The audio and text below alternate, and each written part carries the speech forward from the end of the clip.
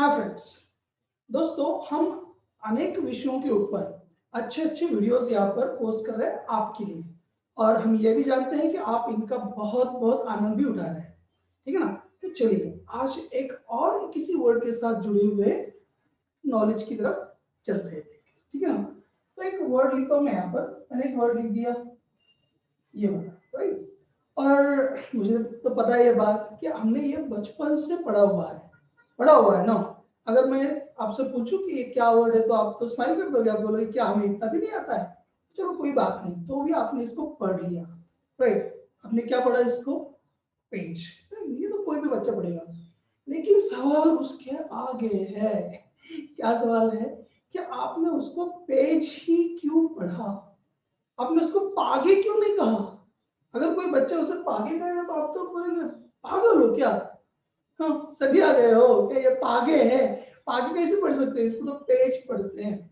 लेकिन अगर उसने आपको उल्टा सवाल कर दिया कि पेज आप क्यों बोल रहे हो उसको, क्या गारंटी है कि उसको पेज ही कहेंगे? तो आपके पास शायद कोई जवाब नहीं होगा। बिकॉज आप उसको इसलिए पेज बोल रहे हो क्योंकि आपने अपने सर से सुना था। ठीक है ना। आपको खुद पता नहीं है उसको आप पेज ही क्यों बोल रहे हो, आगे क्यों नहीं बोल रहे हो। उसका सवाल सही है कि उसको आगे क्यों कहना है, लेकिन आपके पास जवाब नहीं है। आप उसको पेज इसलिए बोल रहे हो क्योंकि आपके टीचर ने आपको बताया था बचपन में, पढ़ो इसको पेज पेज, फिर आपने रट्टा मारा और आज तक आपको याद है कि हाँ ये पेज है और इसके बारे में ज्यादा उछल कूद नहीं करनी है। लेकिन आज से ऐसे नहीं होगा। Let's go and find out the reasons behind this all small things. आपको भी पता चलना चाहिए कि ये ऐसे क्यों होता है। जब भाषा बनती है ना तो उसके पीछे बहुत छोटे मोटे लॉजिक्स भी रहते हैं और विज्ञान भी रहता है उसके पीछे, साइंस भी रहती है। तो छोटी मोटी चीजें हमने भी सुननी चाहिए, समझ लेनी चाहिए। अगर नहीं समझ रहे तो कम से कम ये वीडियोस देखनी चाहिए ना। Let's come that. तो पहली चीज क्या कि इसे पागे क्यों कहा नहीं और पेज क्यों कह रहे हैं, है ना। तो इसके तो दो मीनिंग हो गए।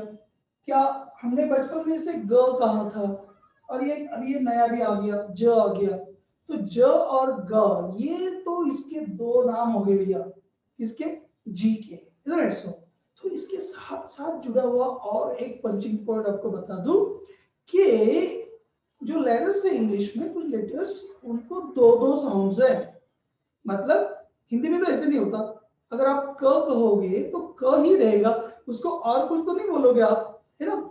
लेकिन इंग्लिश में होता है, तो हमने उसके ऊपर और एक भी वीडियो बनाई थी, हमने देखी होगी। आपने तो नहीं देखी है तो आप जाके देखिए, लिंक तो है ही नहीं है। लेकिन कार और किंग के बारे में हमने उसमें बात की थी। तो उसी धारा को आगे लेते हुए आपको ये बात यहाँ पे क्लियर कर देंगे कि एक किसी किसी लेटर को दो दो साउंड होते हैं। ठीक है ना। तो जैसे कि इसको है, इसका एक भाई भी है, इसका नाम क्या है? सी, है ना, जो कार शब्द में रहता है। तो इसके भी दो दो साउंड होते हैं। जैसे कि इसको आप कभी कभी क भी बोलते हो और कभी कभी स भी बोलते हो, है ना। अब इसकी भी साउंड हमने देख लिए, कभी इसको ग कहा, कभी इसे ज कहा।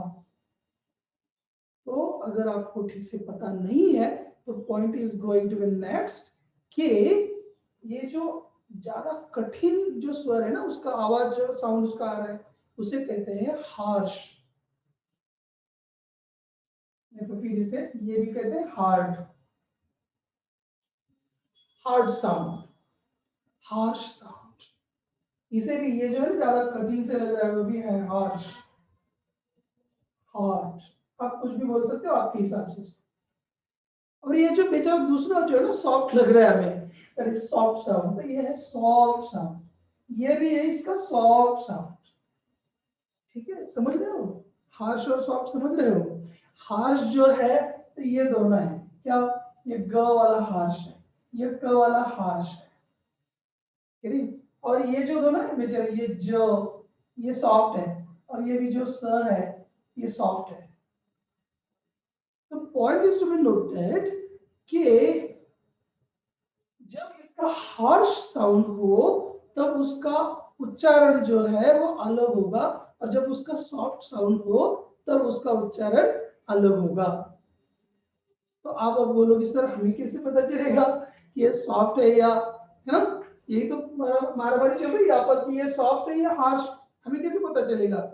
है ना। बस ये इतना छोटा सा पॉइंट याद रखेंगे जिंदगी भर के लिए, क्या कि जब भी ये लेटर के बाद में जी हो सी हो कुछ भी हो, जब भी उनके बाद में ए ओ और यू आता है, ठीक है, तो वो हो जाता है हार्श, कड़क हो जाता है किसी भी। यहाँ पर भी देखिए आप ए ओ यू, यहाँ पर भी देखिए ए ओ यू, इनको फॉलो करें, उसके बाद में आ रहे हैं, तब ये बन जाएंगे हार्श साउंड्स। और इनके बाद में जब आएंगे तो क्योंकि ई आई वाई, ई आई वाई, जब ये आएंगे तो सॉफ्ट हो जाएगा, जब ये आएंगे तो हार्श हो जाएगा। ये तो मैडम सही बात। तो क्या है ना, इसके बाद में ई आया हुआ है ना, तो क्या बन गया, सॉफ्ट हो गया, तो ज बन गया। सी के भी बारे में तो बात कर सकते हो वैसे, तो ई आ रहा है ना, तो ये सॉफ्ट हो गया, स बन गया, ये स बन गया, क नहीं बना है ना। तो कार वाली वीडियो में आप ज्यादा से उसको ठीक से समझ पाओगे और देखोगे। तो ये ई आ गया ना बीच, उसके बाद में ई आई वाई आ रहा है तो सॉफ्ट बन रहा है, और अगर ए ओ यू आ रहा है तो हार्ड बन रहा है। कोई भी वर्ड देख लो आप जिसमें है ये जी आ जाएगा तो कहीं पे भी आपको दिख जाएगा। जैसे कि हमने ये देखा, जैसे सपोज ये लिख दिया प्लेग, तो यहाँ पे बाद में क्या आ रहा है, जी के बाद में क्या आ रहा है, यू आ रहा है ना, तो मतलब ये आ रहा है, तो इसे हम ज नहीं कहेंगे, ग कहेंगे। यानी आप जितने भी वर्ड्स देख सकते हो, अब ये लिख दिया हमने, ये लिख दिया है ना, तो इसे ज नहीं बोल रहे हो, आप क्या बोल रहे हो, ग बोल रहे हो। क्यों? क्योंकि इसके बाद में क्या आ रहा है, अ आ रहा है। समझ रहे हो चीज? तो अ ओ उ, ए ओ यू, ये कौन है, हार्श साउंड। और ई आई वाई, ये कौन है, सॉफ्ट साउंड। तो इनकी वजह से सब गड़बड़ी हो रही है, तो इसे बोल रहे हैं हम, क्या बोल रहे हैं, ज बोल रहे हैं। क्यों ज बोल रहे हैं? क्योंकि उसके बाद में ई आई वाई आ रहा है। अगर नहीं होता, दूसरा कुछ होता, तो हम तो उसे ज बोलते ही नहीं, फिर हम उसे भी ग कहते हैं। समझ रहे हो? तो इसे ज ही क्यों बोल रहे हो, ग क्यों नहीं बोल रहे?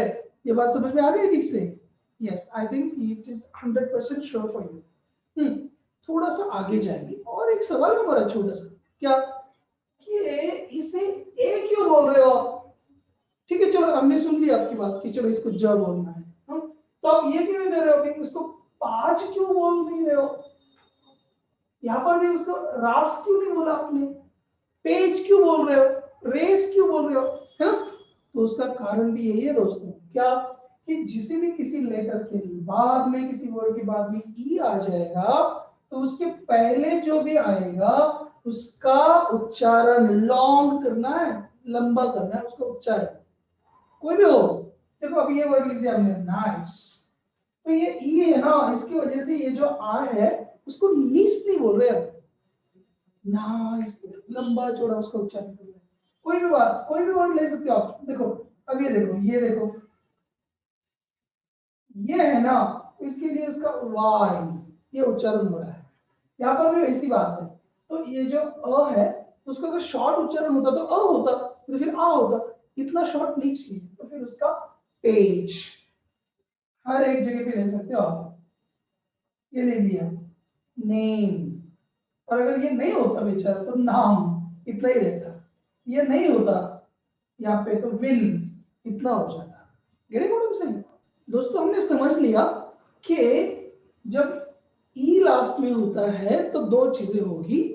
एक क्या कि ई के होते हुए पहले वाला अगर वहां पे अगर जी या सी ये आ जाए तो इनके दो दो साउंड्स है, एक हार्श और एक सॉफ्ट, तो इनका हमने सॉफ्ट यूज करना है, इसलिए जब भी लास्ट में आएगा तो इनका सॉफ्ट यूज हो जाएगा। तो ये दो जो जी है उसको ज भी बोलते हैं हम, इसलिए इसका पेज हमने उच्चारण किया। और दूसरी चीज हमने क्या समझी कि इसी की वजह से ये लास्ट में ई बैठा हुआ है, इसी की वजह से उसके पहले जो आएगा वो विल, उसका उच्चारण दीर्घ किया जाएगा, लॉन्ग किया जाएगा, एलोंगेट किया जाएगा। Got it? दो चीजें सबसे इंपॉर्टेंट समझ लिया आपने। हाँ, शॉर्ट भी करना है और उसको लॉन्ग भी करना है। इसलिए अगर आ है तो खाली नी ना कहते हुए नाइस में हमने नाइस, इस तरह राइस, नाइस, नो फ्राइस, इस तरह से हम उसका उच्चारण करते हैं। कोई भी एक वर्ड लिया आपने, ये देखो ये था, तो इसे हमने रोप ऐसे बोला ना, नेम बोला, टेम, फ्लेम, तो ये ए का उच्चारण दीर्घ हो रहा है ई की वजह से।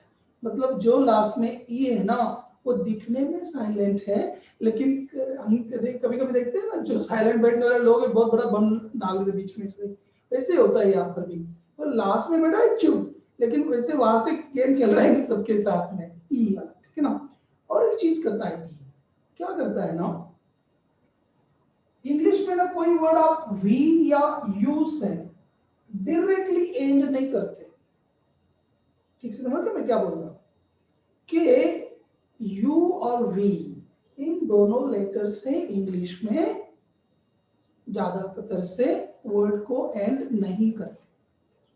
तो फिर उनको उनका एक जो भी प्रारूप है, उसका फॉर्मेट है, स्ट्रक्चर है, वो प्रदान करने का काम कौन करेगा, ई करेगा। ठीक है, तो जितने भी वर्ड देखो आप जिसमें भी वी होगा, वी से एंड नहीं होगा, उसके बाद में ई एक्स्ट्रा लगा देंगे, बोलिए ये भी ले लो। चलो ये देखो ना, अब ये वर्ड है, क्या है ये, proof.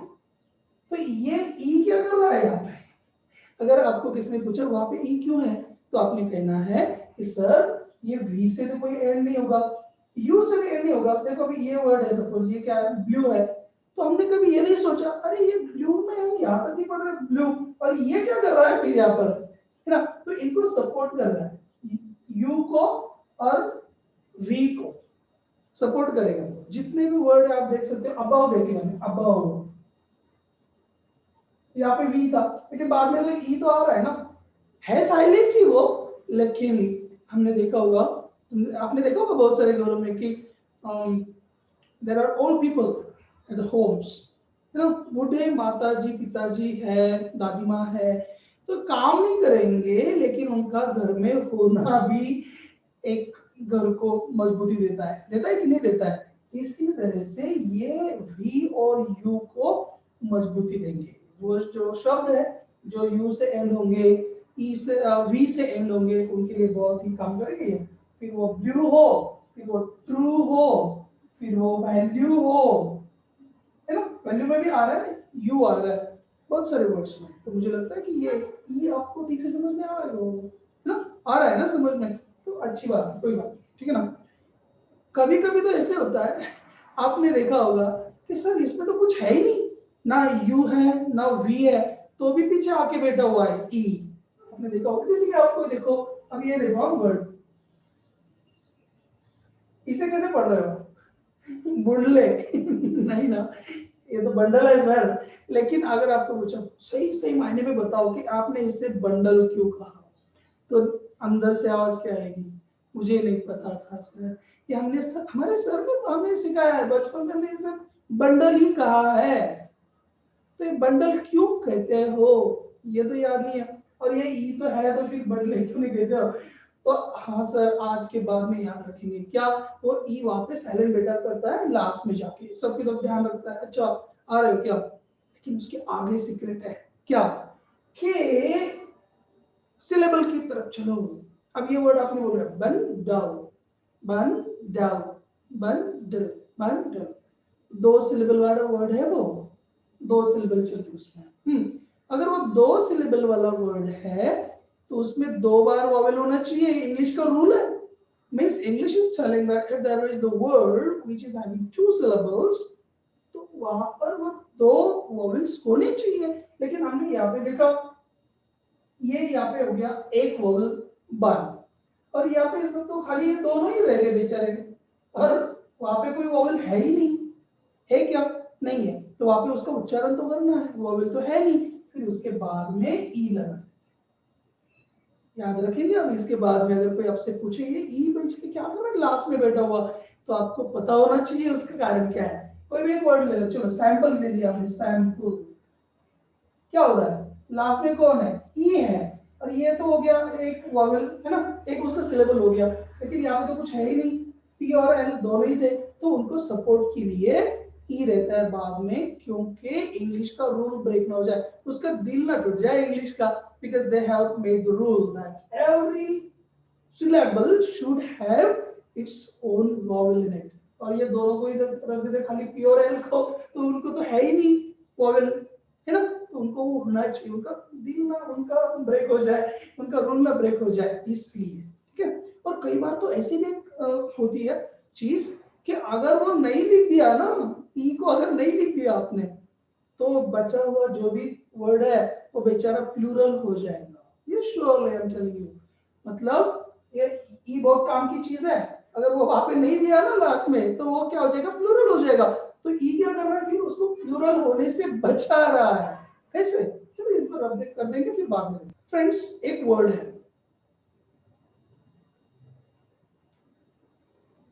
Moose, do you know what the meaning of moose is, don't you know, simple है। अमेरिका में जो हिरन होते हैं, डियर्स, एंटीलोप्स टाइप्स के, उनके सिंग भी होते हैं ऊपर ऐसे, ना 12 सिंगा वगैरह होता है ना हमारे इधर, उसी तरह से वो होता है मूस। अब देखो ये आपका कमाल क्या है कि यहाँ पे लास्ट में क्या है, ई लगाया हुआ है, राइट। तो अब ये ई कितना काम का है आपको पता चल जाएगा। अगर इसे यहाँ से निकाल दिया, सपोज यहाँ से उसे निकाल दिया, तो बचा क्या, मूस। अब ये मूस क्या है पता है, this is the plural form of what, of moon। अब ये नहीं पूछना हाँ मुंह क्या होता है ये मुंह की मालिश वाला वो मुंह नहीं है, वो हमारा अलग है। तो ये जो है, ये जो मुंह है हमारी गाय, जो ना गाय की जो आवाज होती है उसका क्या कहते हैं, मुंह कहते हैं। तो उसका हो जाएगा प्लूरल फॉर्म, ये लगा दिया एस तो मूज हो जाएगा, नो द खाओ मूज, ऐसे हो जाएगा। मतलब वर्ब में भी जा सकता है, उसका प्लूरल फॉर्म हो सकता है मुंह का। तो ई क्या कर रहा है, जब भी whenever you are adding here ई, तो उसने क्या काम किया, ये वर्ड को प्लूरल होने से बचा लिया। देखो अगर आप समझ रहे हो what I am telling you, कि कभी कभी लास्ट वाला ई ये भी काम करता है कि अगर वो वहां पे नहीं होता तो बचे हुए वर्ड का दूसरा ही मीनिंग निकल जाता। मतलब हिरन से डायरेक्टली कहां पे चला गया, काऊ की तरफ चले गए, right. It was for antelope और टाइप ऑफ हिरन देयर ना, डियर, लेकिन वो ज्यादा शक्तिशाली रहता है, तो वहां से डायरेक्टली एक्सपर हो गया ये ना, ट्रांसफर हो गया कहां पर, डायरेक्ट गाय की तरफ, ये हो रहा है। तो ई कितना इंपॉर्टेंट है कि नहीं है, तो ई बचा रहा है, E is preventing the word to be from plural, right. तो प्लूरल होने से उसको रोक रहा है, प्रिवेंशन कर। तो दोस्तों मुझे लगता है कि आपको ये वीडियो समझ में आया होगा, जो मैंने यहाँ पे बात करी, मैंने एक्सप्लेन करने का प्रयास तो किया है, लेकिन now the turn is yours, okay. तो अगले किसी वीडियो में हम और किसी अच्छी जानकारी के साथ जल्दी हाजिर हो जाएंगे, तब तक आपको कम से कम उसको सब्सक्राइब तो करो, is. So again, I request you to subscribe this channel and share to more and more students. Okay? तो जितने ज्यादा बच्चों से आप उनको शेयर करोगे, तो बाकी को भी इनका थोड़ा सा फायदा होगा। तब तक के लिए ले लेते थोड़ा सा ब्रेक, मिलेंगे बहुत जल्दी। Bye bye, see you, take care.